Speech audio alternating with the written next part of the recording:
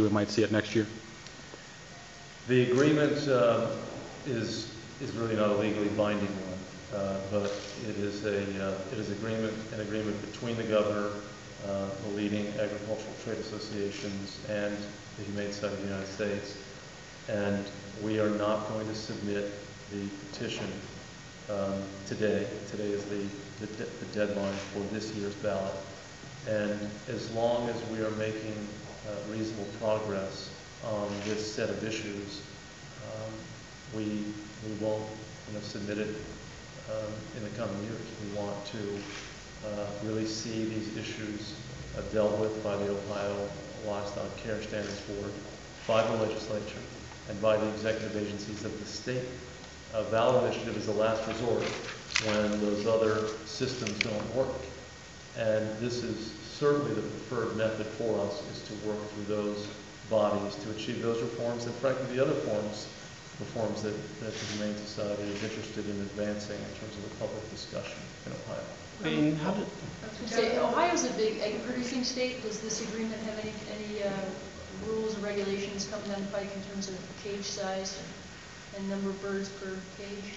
I think that the pertinent provision in this agreement with respect to battery cages, which are the small wire cages in which laying hens are housed, is to stipulate that there'll be no new permits for battery cage operations in Ohio.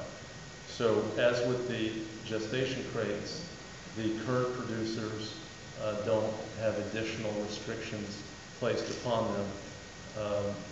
But with gestation crates that are phased out over 15 years, there's no similar stipulation for the battery cages, but there is a timeout in terms of new facilities coming into the state of Ohio. And Ohio is the second largest egg producing state in the country with about 27 million laying hens. Can I just follow up on that, Jack?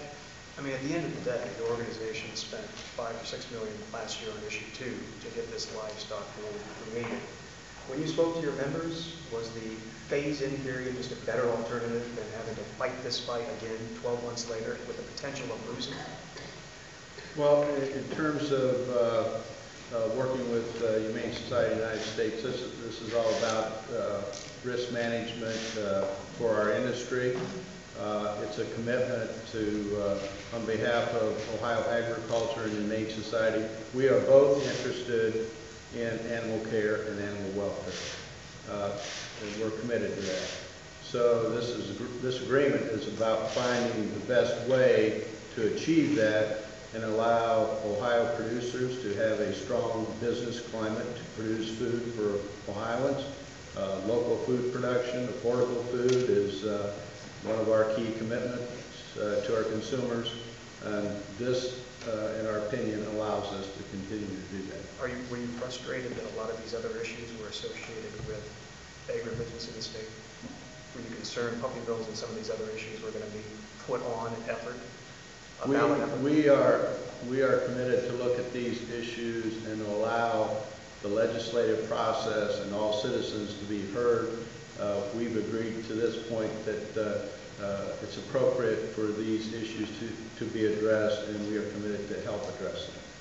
Governor, have you talked to Director Boggs about this, and is the Ohio Livestock Care Standards Board on board with the recommendations and agreement? Well, I talk to Director Boggs on a continuous basis, so he obviously is fully informed as to what has been agreed to. Absolutely. Are there aspects of this that would be an executive order, or will it all be rulemaking? You know, we will look at the best way to accomplish what we've committed to in terms of, as I said, the importation of dangerous exotic animals. We believe legislation is not required for certain actions that we can currently undertake or undertake under current legislation. So what we can do without legislation, we will proceed to do, and when legislation is necessary, we will urge the leaders of both parties and both houses of our legislature to work with us on those. On your exotic animal order, are you going to make people get rid of their pet bears now, or? No, this will be we'll have a grandfathering. So the existing exotic animals will be grandfathered in. They will not be That's right. rooted out of Ohio. That's right. There's really not much of a place for them to go.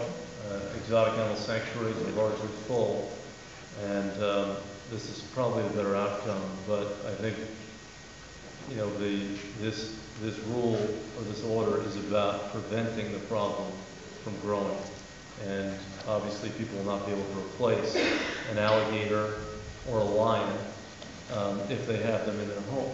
I mean, I'm confounded by the idea that people would have these dangerous wild animals as pets. And it's a real credit to Governor Strickland that he is addressing this issue, because like so many issues, animal welfare bleeds into other subjects. And here you have a public safety threat that needs to be addressed as well.